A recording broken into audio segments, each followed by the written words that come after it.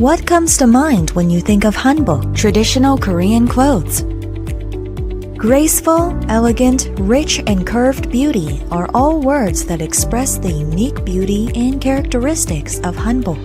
The reason why Hanbok is so special is because it goes beyond physical beauty and embodies Korean history, culture, etiquette, and spirit.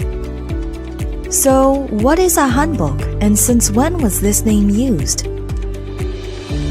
The word Hanbok began to be used at the end of the 19th century when Western culture was introduced, when we began to distinguish Korean clothes from Western clothes. In early and mid-Joseon dynasty, Hanbok was a little different from the Hanbok we know today. The jeogori on women's dresses was big and long, and the men were dressed in a coat full of Korean dress attire or robes. As the times have changed, so has the style of Hanbok. The type of Hanbok we know today is in the shape of that of the late Joseon dynasty. Over time, Hanbok has changed into a robe that is worn on special occasions, and modernized Hanbok that is worn every day. But efforts to preserve and develop Hanbok have continued. Hanbok, elegant Korean clothes. Hanbok basically comprises a jeogori, which is uniform for men and women, a chima for women, and baji for men.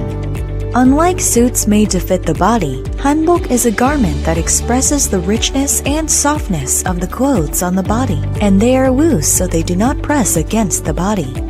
There is also a flat foundation, but with even pleats and plackets. By tying the tabs, a three-dimensional feel is achieved.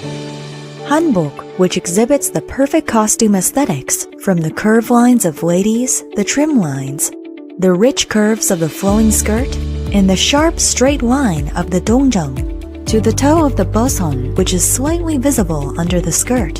Hanbok also exhibits textiles, embroidery, gold patterns, and colors that demonstrate richness and honor, the prosperity of the offspring, good health, and long life.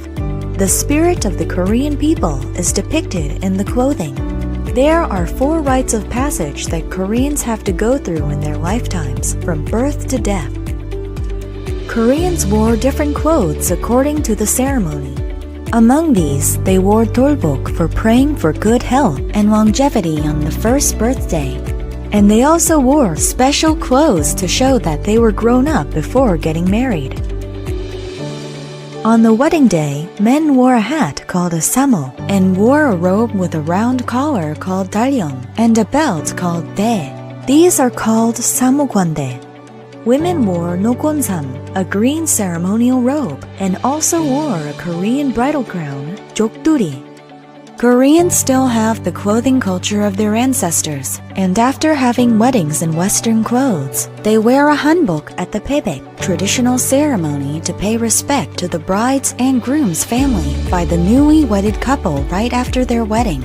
Men wore jadanyeong, and women wore a red robe called hwarot and hwagwan, a ceremonial coronet.